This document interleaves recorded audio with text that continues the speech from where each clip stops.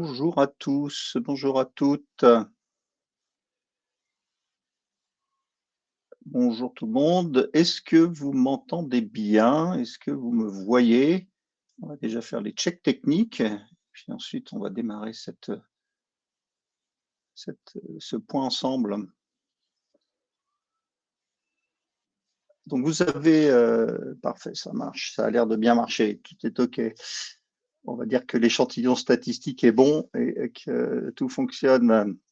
On va attendre quelques minutes que les derniers se connectent. Bonjour à Gérard, Marion. Ah, Wolfgang, quel plaisir que tu sois là.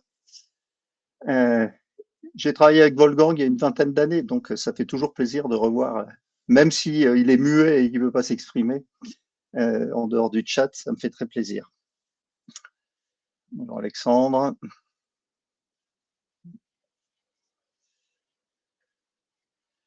Bonjour Catherine, Rémi.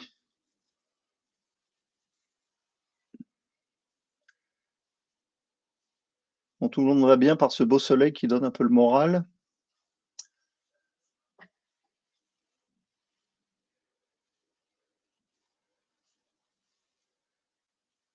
Bonjour tout le monde.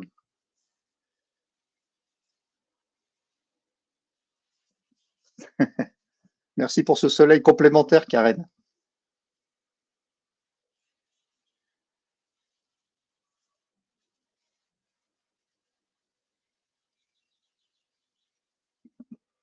Je regarde l'heure, 11h32, on va démarrer dans une minute. Et puis les gens prendront en cours de route si nécessaire. Donc on est là pour 45 minutes ensemble, donc on finira à midi et quart, sauf s'il y a beaucoup de questions. Donc simplement vous donner la plateforme, donc il y a la vidéo, la présentation. Vous avez donc le chat pour interagir, je le lirai le plus régulièrement possible, pour voir un petit peu quelles sont vos éventuelles questions, remarques au cours de ce moment ensemble. Par ailleurs, en haut du chat et en haut de la présentation, vous avez un petit bouton qui permet de prendre un rendez-vous. Donc en fait, si vous avez envie d'échanger un peu plus dans le détail et de vive voix, parce que j'ai bien conscience que je parle, mais le chat, lui, est un peu plus restreint en termes de communication. C'est la possibilité qui vous est offerte qu'on puisse poursuivre cet échange ensemble de vive voix. Donc voilà. Bonjour Anthony. Bien, ben nous allons démarrer ce temps ensemble avec comme titre Manager, les leviers pour des équipes performantes. Donc on va essayer de décortiquer un petit peu ces éléments-là et vous dire quelles sont nos convictions et nos propositions autour de ce sujet-là. Mais pour commencer, donc il faut que je retrouve comment ça fonctionne. Voilà, ça devrait être bon. Finalement, pourquoi cette conférence? Chez Thinkiello, nous sommes un cabinet de petite taille, nous sommes 3 associés, mais on s'est associé autour d'une ambition commune qui est d'accompagner les managers et leurs équipes et pour les rendre acteurs finalement de leur métier et de leur performance. Et pour ça, on a un petit peu structuré notre réflexion autour de 3 grands axes et de 4 grands axes, 4 piliers. Le premier, c'est le sens. On est convaincu que si on ne sait pas pourquoi on est là et ce que l'on doit faire, on aura du mal à être performant. Et on verra un petit peu plus tard d'ailleurs que la notion de performance doit être un petit peu travaillée aussi en équipe.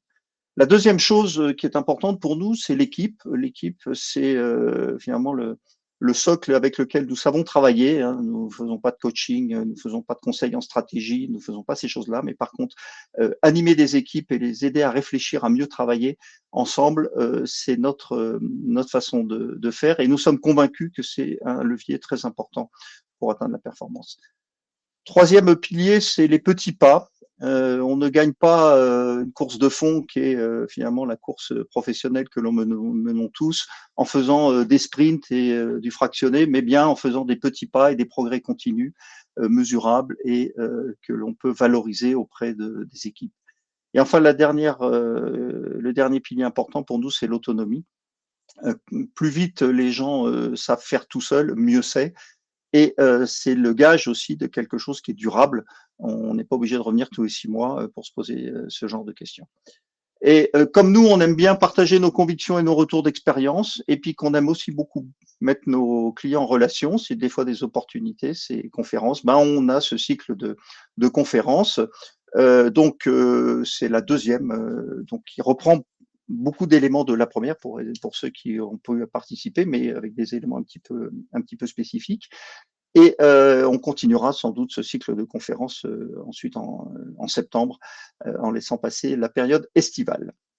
Donc voilà un petit peu pour le contexte, le contexte général. Alors, de quoi allons-nous parler? Eh ben, on va déjà se questionner sur la notion de performance. Qu'est-ce que ça veut dire? Ensuite, on va parcourir quelques éléments qui nous semblent être des ingrédients clés. Et puis un voyage, finalement, quel voyage on peut proposer à une équipe pour progresser. Et enfin, une petite conclusion à la fin qui reprendra ces éléments-là. Préalablement, je vais vous demander de travailler un petit peu, donc d'utiliser vos doigts agiles et le chat pour vous présenter rapidement avec quelle est votre activité finalement, qu'est-ce que vous faites dans la vie, quelle est la problématique particulière qui vous a fait vous inscrire et participer à ce temps de réflexion commun. Et puis, si vous avez des éléments bloquants ou des projets en cours, à quelle échéance est-ce que vous l'avez et quel serait pour vous le premier obstacle à franchir? Donc, je vais vous laisser commencer un petit peu répondre à ces trois questions dans le chat de manière à ce qu'on puisse mieux se connaître et que moi, je puisse éventuellement adapter mon discours en prenant des exemples plus proches des problématiques que vous aurez évoquées à ce moment.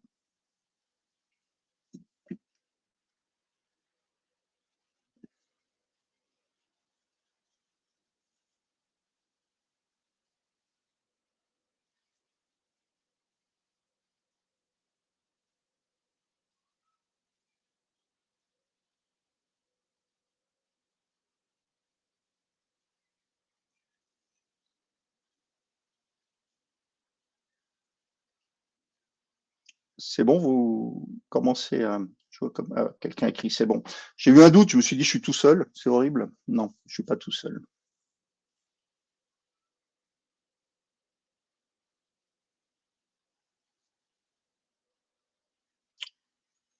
Virginie, dans le tourisme d'affaires, on n'a pas de problème particulier ni d'échéance, et plutôt du perfectionnement et de nouvelles idées à développer.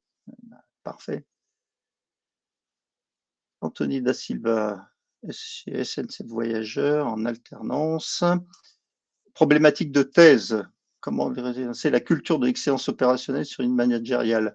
Vaste sujet, Anthony, effectivement. J'espère que je vous donnerai quelques clés, plus d'approfondissement, parce que notre, notre discours n'a pas valeur de thèse. Wolfgang, RSI, management d'équipe au quotidien, n'a pas de problématique particulière. Fédérer mes équipes et tirer les collaborateurs vers le haut. Je suis présent pour prendre de l'information et voir s'il faut adapter mon management. Merci Wolfgang. Bonjour Benoît, je crois connaître aussi. Bénéficier de retours d'expérience sur le sujet. Merci Benoît. Ancienne responsable qualité, laboratoire de contrôle. Ah oui, c'est vrai que nous, on travaille pas mal avec les responsables qualité parce que ces éléments-là sont un peu au cœur de ce sujet-là. En reconversion product owner, quelques clés sur les cas rencontrés dans mon précédent métier pour pouvoir appliquer dans mon poste. Donc, interaction avec des collaborateurs. Donc, effectivement, dès qu'il y a des interactions, ces sujets-là sont vraiment pertinents. Mise en place d'équipes responsables, pas avec de problématiques particulières. Merci Emmanuel. Oui, on a dû faire des conférences en temps, Emmanuel aussi, du temps de la Facilitation Day. Formation professionnelle, management, formateur, créer un engagement commun, pas d'échéance, mais le premier obstacle, faire sortir des postures individuelles. Oui, c'est vrai qu'il y a, enfin, on verra un petit peu les éléments, mais c'est vrai qu'il y a un vrai sujet de finalement comment on transforme des compétences et des envies individuelles et particulières en un collectif. Finalement, on va se retrouver avec des problématiques qui peuvent ressembler aux équipes sportives, comment chaque talent individuel peut s'exprimer au sein d'un collectif. Besoin de clés pragmatiques pour motiver et impliquer mon équipe. Très bien, merci Karen. Accompagnement de CODIR en coaching d'équipe, pas de problématique. Partage, retour d'expérience. Eh bien, vous êtes au bon endroit, Catherine, pour partager. Préparateur mental sportif, d'avoir une approche plus de la culture de l'entreprise pour adapter mon domaine. Parfait. Bonjour Jérôme. Manager dit plutôt expérimenté mais curieux. On a déjà eu des échanges, Jérôme et moi, sur ces sujets-là. Sophie, DIRCOM, situation de gérer une équipe pluridisciplinaire de 25 personnes. Très bien. Donc, j'espère qu'on vous donnera au moins des clés et des axes de réflexion. L'objectif étant effectivement de faire réfléchir les personnes. Alors, lutter contre stratégie individuelle contre-productive. Alors, vous verrez effectivement, je vais revenir là avant de démarrer la suite, effectivement, pour échanger sur ce que dit Gérard. Finalement, on s'aperçoit, et vous verrez que c'est les éléments qu'on promeut, que chacun fait le mieux possible le travail qu'il a à faire dans l'environnement dans lequel on le met. J'ai tendance à dire que les gens qui arrivent le matin en disant qui je vais pouvoir embêter sont quand même pas hyper fréquents. Donc les gens le font le mieux possible. Mais si on a oublié de leur mettre, de les mettre ensemble, de les faire échanger, de les faire partager, de se mettre d'accord sur ce qui est bien pour l'équipe, ce qui est bien pour l'entreprise, il ne faut pas s'étonner qu'ils ne le fassent pas parce qu'il n'y a pas de raison de le faire très spontanément. Donc il y a un vrai travail et c'est pour ça qu'on a libellé les managers parce que le travail, le manager est vraiment la cheville ouvrière de ça. C'est finalement le sens de l'équipe va être insufflé par le manager. Donc c'est un élément extrêmement important qu'évoque Gérard. Ah, Julien qui était perdu comme d'autres.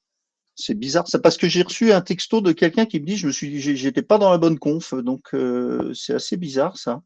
Euh, je vais, vous me laissez 4 secondes, comme c'est organisé par quelqu'un, je vais lui envoyer un petit message et je vais lui dire il y a un souci.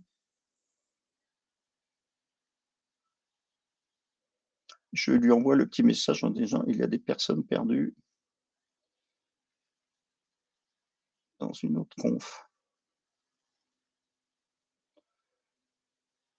Merci du retour, Julien.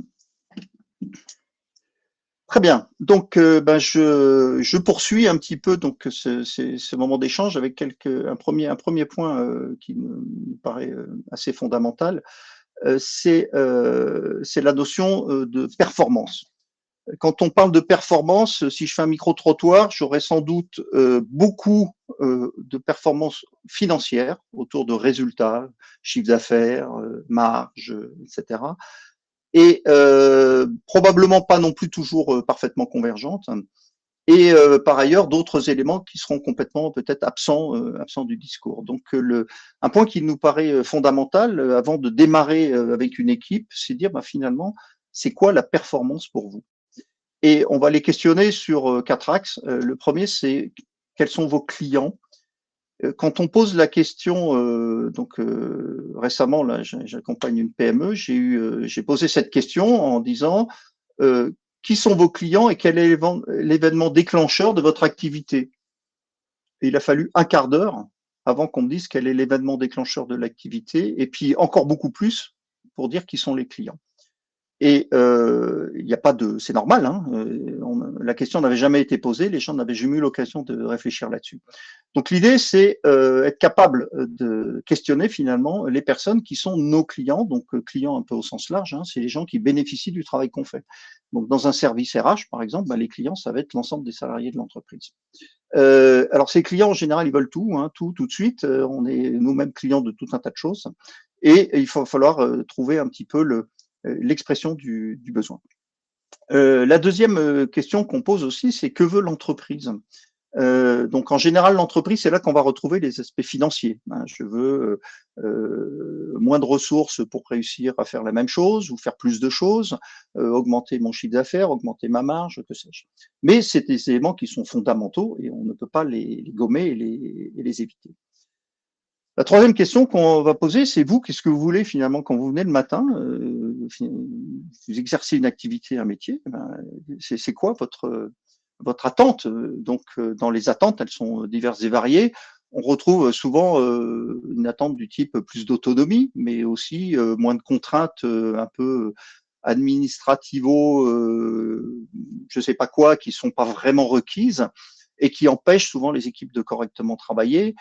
Ça peut être aussi moins se faire engueuler par nos clients parce qu'on est toujours en retard. Voilà. C'est tout un tas de choses qu'il est important aussi de capter pour montrer de façon réelle que quand on va se soucier de performance, on va penser à tout le monde et aux équipes en particulier. Et le dernier élément qu'on rajoute maintenant de façon systématique en termes de questionnement, c'est à la demande de plusieurs clients, hein, c'est la planète, finalement, les activités RSE pour faire un peu global, responsabilité sociale et environnementale. Et donc, on va poser cette question-là. Et donc, la PME que j'accompagne récemment, j'ai dit finalement, c'est quoi les leviers finalement de la performance environnementale que l'on peut avoir, et on a trouvé des éléments qu'on a pu même chiffrer d'amélioration potentielle. Et donc ce questionnement-là, il est fondamental de le poser au démarrage avant de se dire, ben, on veut des équipes plus performantes. Oui, mais de quoi parle-t-on? Et finalement, quand on regarde bien, une équipe performante, c'est une équipe qui est capable de dire ce qui doit être fait et savoir à tout moment si c'est fait, si on est en écart ou si on est aligné. Et ça veut dire que bah, l'équipe, elle a travaillé un peu sur ses indicateurs et ses objectifs. À tout moment, elle sait à peu près où elle en est, hein, si elle est dans les clous, pas dans les clous. Donc, le point vraiment fondamental, c'est que cette notion de performance, elle est systémique, c'est pas juste des éléments financiers comme je l'évoquais au début. Donc, et ce travail, il se fait avec l'équipe. C'est pas un travail ni du manager tout seul dans son coin, ni de conseil externe. Non, c'est l'équipe réunie, réfléchie à tout ça. Et ça permet aussi de commencer à structurer quelque chose de fondamental. C'est s'apercevoir que dans une équipe, il peut y avoir des points de vue qui sont pas tout à fait alignés et que petit à petit, on va travailler pour les rendre cohérents les uns avec les autres, et que au démarrage, c'est pas inné que tout le monde ait les mêmes éléments en tête.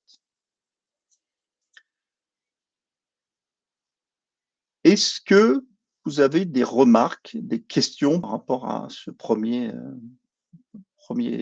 élément autour de la notion de performance? Est-ce que c'est clair? Est-ce qu'il y a des éléments que vous souhaitez que je précise éventuellement?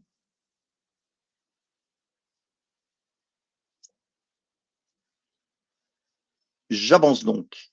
Alors, un petit retour d'expérience avec un petit retour d'expérience client, hein. C'est un client avec qui on a travaillé. Ils ont des équipes qui mettent en place un certain nombre de standards de pilotage de cette performance, et on s'aperçoit qu'ils sont 40% plus performantes. Ça veut dire quoi? Ça veut dire qu'ils sont 40% plus proches des objectifs qu'ils avaient fixés au démarrage. Donc, il y a deux moments finalement importants. C'est la définition des objectifs est plus fine dans les équipes qui ont mis en place ce type de pratique. Et en plus, l'atteinte des objectifs est bien meilleure dans ces équipes-là. Et donc, comment ça a été évalué? Donc, c'est des statistiques, 532 équipes sur des bonus versés sur l'atteinte de la performance attendue. Donc, cette question était importante parce qu'on mettait en place tout un tas de choses et on se dit, et finalement, est-ce que ce que l'on met en place est utile? Et donc, on avait conclu ça. Alors, pour poursuivre un petit peu aussi sur les ingrédients clés et parler des managers, les managers sont, je l'ai évoqué, au cœur du dispositif. Et donc, on a co-créé avec des clients un référentiel, c'est un grand mot, mais plutôt une rosace des postures de management. Donc, je ne vais pas la lire in extenso parce que ça peut prendre un petit peu de temps. Et simplement, la question qui se posait souvent, les managers disaient, c'est très bien vos histoires, mais concrètement, moi, qu'est-ce que je peux faire et quels sont les axes de progrès? Et donc, on a construit autour des 4 piliers que j'évoquais tout à l'heure, le sens, l'animation d'équipe, l'autonomie et les petits pas, des éléments de posture, des éléments concrets de posture. Donc, à chaque fois, il y en a 2 plus 2, donc 4 par élément pour chaque pilier, qui permettent aux managers de progresser dans leur façon de manager leurs équipes.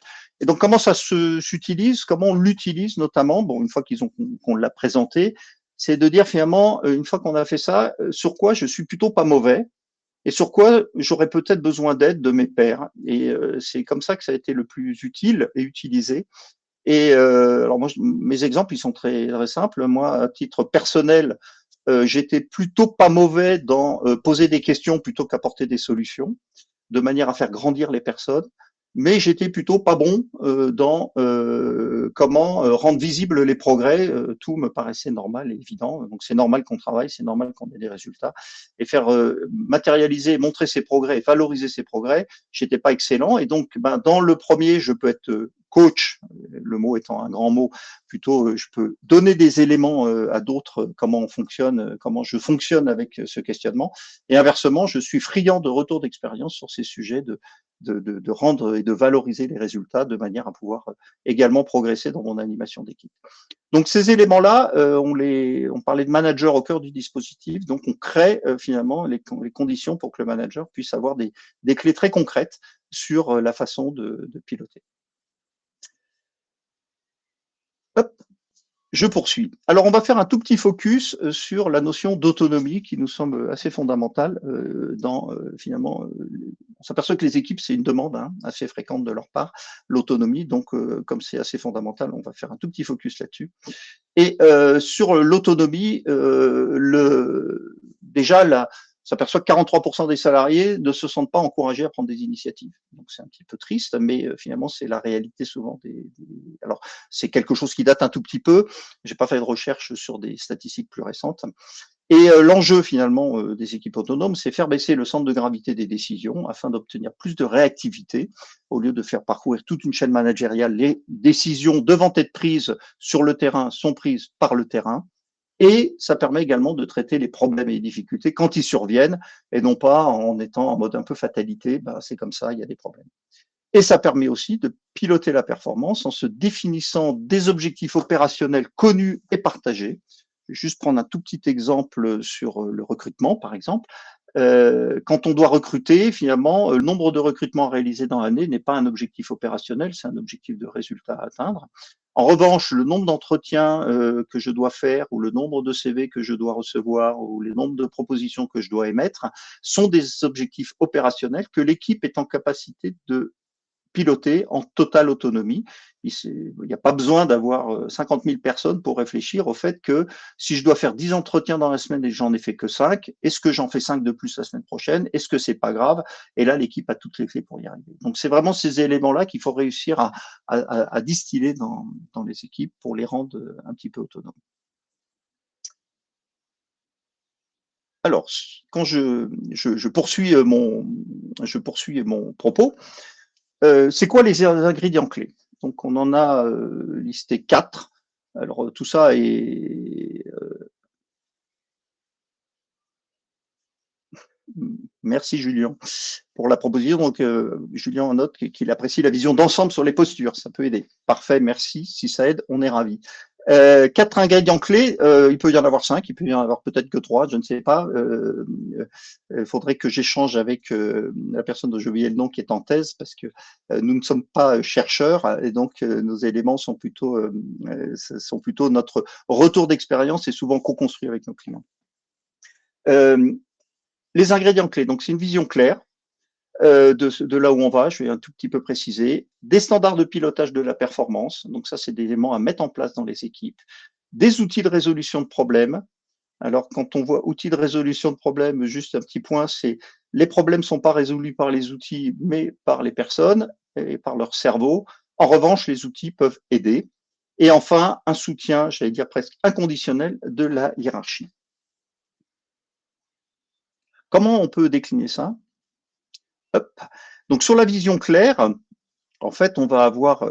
Attendez, j'ai un petit souci technique. Voilà. On va prendre l'équipe là où elle est, et on verra dans le voyage que ça fait partie des ateliers qu'on anime. La vision claire, c'est finalement quelle est notre mission. Donc, poser une équipe, pourquoi vous êtes là, quelle est votre mission?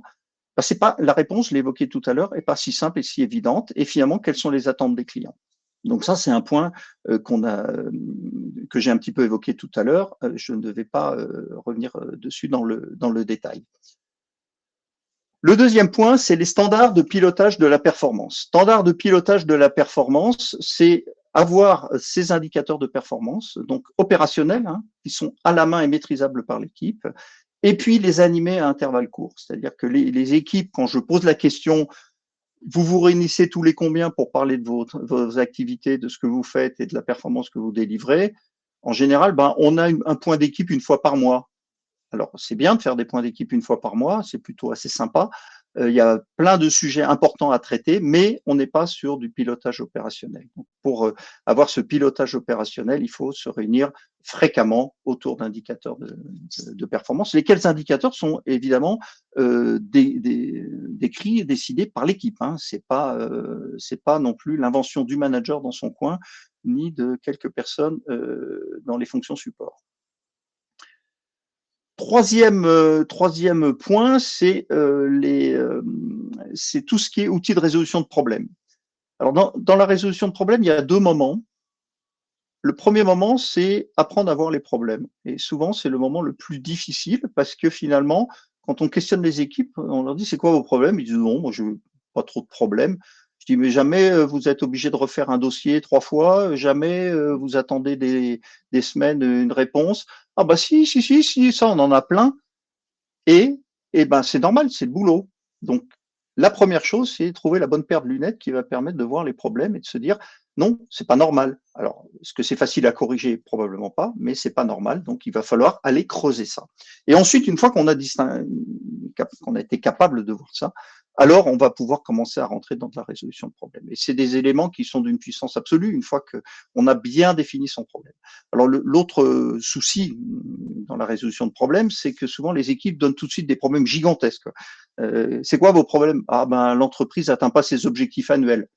Oui, plus spécifiquement, et là on va commencer à creuser un petit peu avec eux quelles sont les choses qui vous empêchent au quotidien de bien réaliser ce que vous avez à faire. Ah bah oui, bah mon PC il met une demi-heure à se lancer le matin. Ah, ça on commence à toucher du doigt peut-être des choses qui vont pouvoir être regardées et un petit peu traitées. Et enfin, le dernier ingrédient, hop, le temps que j'aille sur la bonne fenêtre, pardon, c'est le soutien de la hiérarchie. Donc, la hiérarchie doit appuyer toutes ces façons de travailler. Le fait de donner un peu d'autonomie, c'est pour le manager direct et pour sa hiérarchie. Le fait de lâcher l'affaire un peu sur certains sujets et de laisser les équipes un peu en autonomie. Alors, parfois, il y a même des choses qui sont un peu bizarres dans les entreprises. J'ai vu une équipe qui avait le droit de répondre à des mails clients, mais en revanche, quand c'était un courrier qui n'avait rien de plus officiel, hein, il fallait un circuit de validation qui n'en finissait pas, quoi. Donc en fait, le meilleur moyen pour qu'un client n'ait pas sa réponse ou qu'il l'ait tardivement, c'est qu'il envoie un courrier. Donc on perdait en réactivité. Les personnes qui validaient, en plus, elles connaissaient pas le dossier, donc elles validaient pas grand-chose, mais ça créait du délai. Donc à la fin, finalement, on a accepté que sur le même nature de questionnement, que ce soit par mail ou par courrier, les réponses étaient faites par les équipes et non pas validées par toute une chaîne de management. L'autre point aussi qui va arriver avec ça, c'est il faut que les collaborateurs dans les équipes se sentent capable de dire je ne sais pas. Cette réponse, je ne suis pas à l'aise avec parce que j'ai pas toutes les compétences ou il y a des éléments qui me paraissent bizarres. J'aimerais bien avoir un appui pour y arriver. Et donc ça aussi, c'est ce qu'on va créer, c'est cette capacité de dire je ne sais pas. Voilà. Et demander de l'aide. Donc c'est plus une validation formelle, mais c'est une demande d'aide en disant j'aurais besoin d'un appui parce que là c'est quelque chose d'un peu touchy avec ce client et j'ai peur que ma réponse ne soit pas suffisante. Donc voilà un petit peu les 4 ingrédients que l'on mobilise quand on va accompagner des équipes pour essayer de les rendre plus performantes. Avez-vous des questions, des remarques, des suggestions? Je vous trouve bien sage aujourd'hui. En fait, c'est le chat qui rend timide, puis c'est fatigant de taper sur le chat. Est-ce qu'il y a ça vous inspire quelque chose? Vous avez des réactions là-dessus?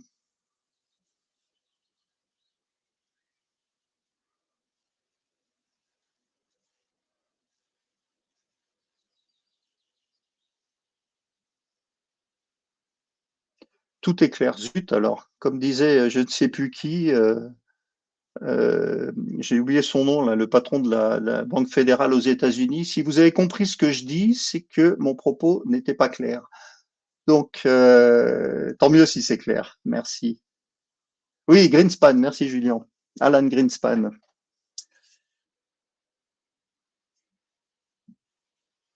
Oui, alors Catherine, des rôles bien définis, effectivement. Il faut que les gens sachent pourquoi ils sont là. Et là aussi, alors autant l'équipe, en gros, en général, on sait globalement ce qu'elle doit faire. Au sein de l'équipe, il peut y avoir effectivement des ajustements. Mais ces ajustements, alors on peut pas le faire tout de suite, parce que c'est un petit peu touchy en général. En général, les organisations qui fait quoi, c'est plutôt le manager qui décide. Mais à terme, pourquoi pas quelque chose qui se fait en mode. Alors, ce qu'on arrive à faire avec certaines équipes, c'est de l'auto-affectation de tâches, c'est-à-dire qu'on gère à la fois les compétences et l'appétence, c'est-à-dire la personne qui prend une tâche parmi un pool de tâches à réaliser, elle va dire un, j'ai le temps de le faire, deux, j'ai envie de le faire, et trois, j'ai les compétences pour le faire. Ou elle peut dire ça m'intéresse, mais j'ai pas toutes les compétences que je peux faire, donc je peux réaliser cette tâche, mais j'aurais peut-être besoin d'un tout petit peu d'aide. Je l'ai vu en fait effectivement dans des services support avec des personnes qui disent ouais, cette demande, j'aimerais bien la traiter, mais comme c'est la première fois que je vais faire ce traitement, alors j'aimerais bien un petit peu d'aide. Et l'équipe s'organise pour apporter de l'aide parce que ça gère aussi un peu la, le fait que les gens soient multicompétences et pas tous dans leur petit silo. Ah oui, oui, Valérie. Oui, Virginie, effectivement. La hiérarchie doit accepter aussi de donner un peu d'air au manager. C'est-à-dire le manager ne doit pas être simplement un transporteur d'informations, il doit être effectivement là pour animer son équipe et répondre éventuellement aux questions. Mais la hiérarchie, en fait, le point qui peut achoper, et c'est pour ça qu'en général, quand on arrive dans des entreprises avec ce type de questionnement, on demande à voir assez vite les managers haut niveau parce que c'est eux aussi qui peuvent être des freins, alors involontaires. Hein. Je reviens à mon propos du début, personne n'arrive le matin en disant comment je vais pouvoir embêter les gens. Mais par contre, ils ne se rendent pas toujours bien compte de l'impact de leurs demandes ou de leurs décisions. Et donc, c'est important de les sensibiliser et les mobiliser sur ce sujet. Alors, comment aligner le suivi, la vision de performance opérationnelle régionale avec les besoins de consolidation au niveau du national? Il faut que le national arrête de consolider. Euh, Au-delà de la boutade, oui, c'est un vrai sujet. Pour moi, une façon de faire, mais qui n'est pas facile, il faut que tout le monde se réunisse un peu dans une pièce et que chacun comprenne les contraintes des uns et des autres. Parce que finalement, le national a ses contraintes. En général, les transferts dans les équipes locales. Les équipes locales ont leurs contraintes et, et se retrouvent avec des contraintes du national qui ne comprennent pas toujours. Et si ça se trouve avec simplement une demi-journée d'atelier avec toutes les personnes, même en virtuel, hein, réunies, chacun exposant ses difficultés et ses points, on peut peut-être trouver des solutions qui vont améliorer le système. J'insiste sur le mot améliorer. On va pas on va revenir sur la notion de petit pas, on ne va pas trouver une solution qui rend le système parfait. Souvent, on attend la solution parfaite avant de la mettre en œuvre. Non, une solution qui améliore est déjà une bonne solution. Et en général, on arrive à faire des choses. Alors, je dis pas dans votre cas particulier, il faudrait qu'on échange un petit peu plus dans le détail pour essayer de co-construire, parce que tout ça, c'est à chaque fois du sur-mesure. Hein. Ça dépend de la taille de l'entreprise, de la culture de l'entreprise, de l'histoire de l'entreprise, des difficultés rencontrées, pas rencontrées, etc. Donc, ce que je raconte est un peu générique. Et après, chaque parcours ou chaque façon de faire est complètement spécifique. Donc j'ai conscience, alors Filali, c'est écrit que c'est un peu court, mais voilà, c'est une réponse un peu courte. Et si vous souhaitez qu'on échange un peu plus, n'hésitez pas à nous solliciter. On sera ravis de partager avec vous éventuellement des expériences. Je regarde l'heure, il nous reste 10 minutes. Je vais aller assez vite, je suis bavard. Donc simplement, je vais présenter rapidement les parcours. Hein. Donc comme je viens de l'indiquer, les parcours que l'on a avec nos clients et ma recommandation, si vous devez faire quelque chose avec qui que ce soit, c'est on va faire du sur-mesure parce que finalement, votre équipe, votre contexte, votre entreprise, là où elle est elle est spécifique et peut-être que même le parcours serait différent si on le faisait dans un an ou si on l'avait fait il y a un an. Donc c'est important de bien savoir où on est. Et les équipes, on les prend là où elles sont, pas comme on aimerait qu'elles soient. La deuxième étape, c'est donc des petits ateliers, des micro-ateliers, d'une demi-journée à une journée. Là aussi, ça se détermine avec le client, sur lesquels on va avoir l'ensemble des modules que j'évoquais, des piliers. Hein. Donc, on va prendre l'équipe, on va réfléchir à ce qu'elle est, pourquoi elle est, quelle est sa mission, quels sont ses objectifs opérationnels, comment elle est animée au quotidien, etc., etc. Et on va ensuite pouvoir comme ça petit à petit progresser. Donc, sur un schéma qui fait entre 4 et 6 ateliers en fonction de la co-construction. Un temps aussi où on va réfléchir au rôle du manager. Donc c'est pas toujours facile. Je vais juste donner une petite anecdote sur ces ateliers-là. Le manager m'avait dit qu'est-ce qu'il faut que je prépare pour le prochain atelier, Pierre. Donc je lui avais dit il n'y a rien à préparer. Et la personne avait fait tout un tas de choses. Donc rien à préparer. Elle se sentait en stress, cette personne-là, parce qu'elle avait besoin de préparer des choses. Alors Virginie, je réponds oui, en fait, vous aurez la présentation, vous aurez à disposition ces éléments-là. Sur notre chaîne YouTube, entre autres, il y aura un replay. Et le PDF, je ne sais plus comment, mais à la limite, je pourrais vous l'envoyer, Virginie, j'aurai votre email. Je pourrais l'envoyer à ceux qui le souhaitent. Donc oui, donc le rôle du manager qu'on va co-construire avec le manager. On n'est pas là pour dire voilà votre rôle. Non, on n'est pas du tout là. C'est finalement là aussi un manager avec 6 mois d'expérience, c'est pas la même que le manager qui a 2 ans de retraite, et on va pas leur dire votre rôle est exactement le même. Et enfin, le dernier point, c'est tout de suite montrer des succès qui motivent. On obtient très vite des premiers résultats qui donnent envie de continuer, de rentrer justement. J'ai vu tout à l'heure quelqu'un disait on est dans une boucle vertueuse, effectivement, qui donne envie de continuer, de progresser sur ce chemin. En guise de conclusion, alors plusieurs choses. Qu'est-ce qu'on a, nous, qu'est-ce qu'on constate quand on met en place ce type d'animation? Alors, il y a les premières choses qui vont vite et qui sont assez sympas, qui plaisent pas mal. C'est la co-construction de la mission et la mise en œuvre d'un management visuel pour pouvoir animer en continu la performance de l'équipe. Les sujets un petit peu plus difficiles, finalement, quand on rentre dans la notion d'indicateur, tout le monde parle de performance, mais finalement, quand on pose des questions sur la mesure, il n'y en a jamais. Et c'est vachement difficile quand même de faire progresser quelque chose qu'on ne mesure pas. Tous les métiers peuvent être mesurés, ils ont des indicateurs possibles en qualité, en coût, qualité, délai, impact environnemental. On peut toujours trouver quelque chose. Alors c'est plus ou moins difficile à mesurer, mais il y a toujours quelque chose à faire.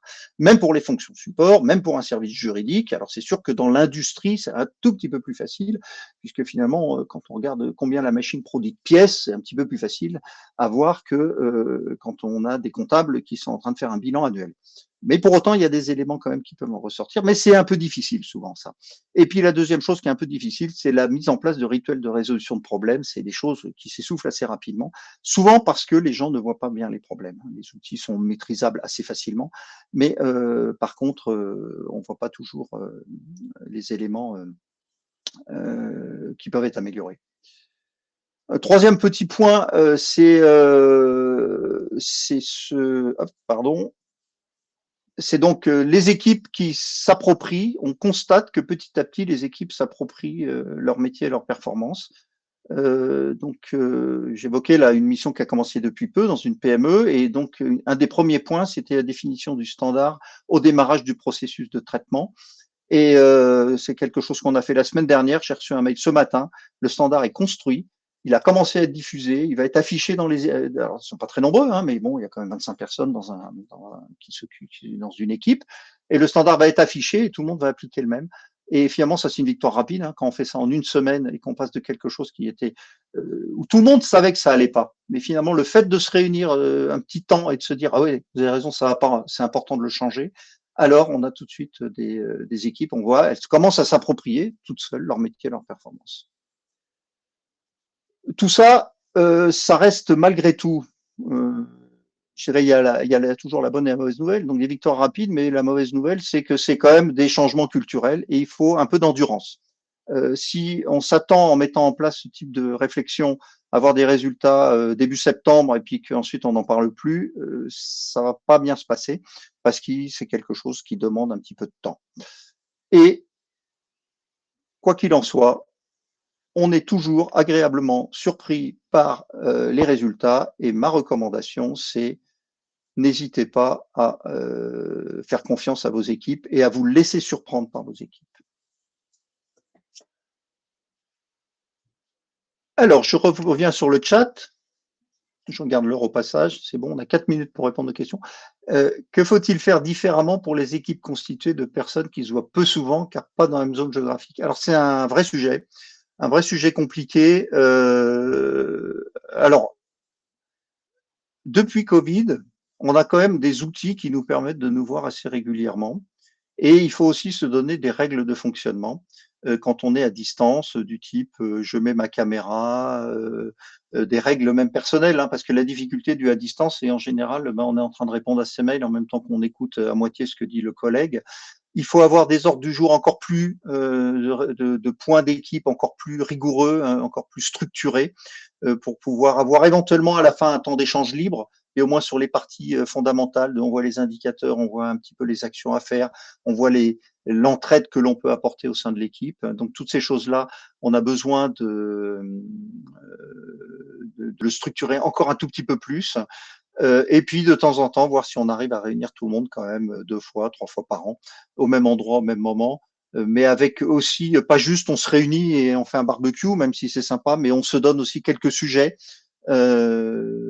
d'amélioration d'équipe.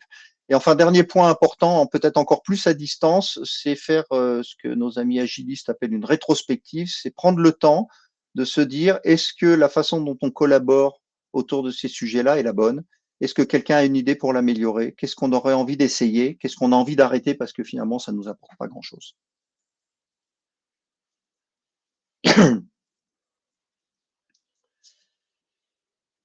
Merci Gérard de ce feedback. Avez-vous d'autres questions? Alors, par rapport à ce que vous évoquiez tout à l'heure, donc il n'y avait pas de personnes qui avaient des problèmes majeurs tout de suite. Est-ce que ça répond à vos questions? Donc, il y avait enquête d'inspiration, nouvelles idées à développer, culture opérationnelle, Anthony, tirer les équipes vers le haut, Benoît qui cherchait des retours d'expérience sur le sujet. Donc nous, notre métier chez Thinkielo, on travaille énormément dans le domaine du service, hein. On a quelques prestations industrielles, mais c'est vrai qu'on est plutôt dans l'ingénierie et le service, donc nos retours d'expérience sont plutôt dans ce domaine-là. Équipe responsable, par exemple pour Emmanuel, sur la formation. Besoin de clés pragmatiques, motiver, impliquer mon équipe. Karen, je ne sais pas si ça vous a permis d'avoir quelques éléments d'éclaircissement.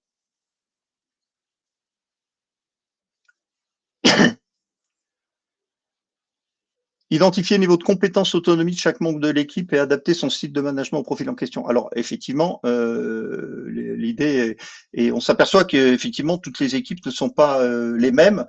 Finalement, je dirais les équipes de production sont souvent plus simples à gérer que les équipes d'experts, d'expérience. L'équipe d'experts, tout le monde a un avis sur tout, et alors que les équipes opérationnelles, finalement, elles sont de production. Hein, ça va être, je sais pas, un service comptable qui saisit des factures. Ça va être une équipe qui produit des éléments de conception pour des machines ou des choses comme ça, alors on aura souvent plus de facilité parce qu'on va vraiment leur améliorer la vie très vite. Dans les équipes d'experts, il y a beaucoup plus d'autonomie individuelle. L'enjeu finalement dans l'équipe d'experts, c'est d'arriver à du partage de connaissances au bénéfice d'un client. Et ça peut être un petit peu un petit peu plus compliqué. Merci Sophie pour ce feedback. Écoutez, 12h15. Si vous avez d'autres questions, je peux rester encore quelques minutes. Moi, j'ai aucun souci. Si vous souhaitez échanger de façon plus approfondie, n'hésitez pas à cliquer sur la prise de rendez-vous. Enfin, ça fait un peu formel la prise de rendez-vous, mais ça permet de trouver un créneau où on sera disponible. Ça pourrait être moi, Alex ou Béatrice d'ailleurs qui vous répondent, hein, qui sont donc Alexandre Zawadzki et Béatrice Lacompré, qui sont les associés du cabinet avec moi-même. Et donc, je vous souhaite à tous une très belle journée ensoleillée, une bonne semaine et merci Benoît pour le feedback, ça fait plaisir. Merci à tous. Bah, merci à toutes, merci à tous. Bonne journée. N'hésitez pas à revenir vers nous si vous voulez échanger. On adore partager et avoir des retours d'expérience. Et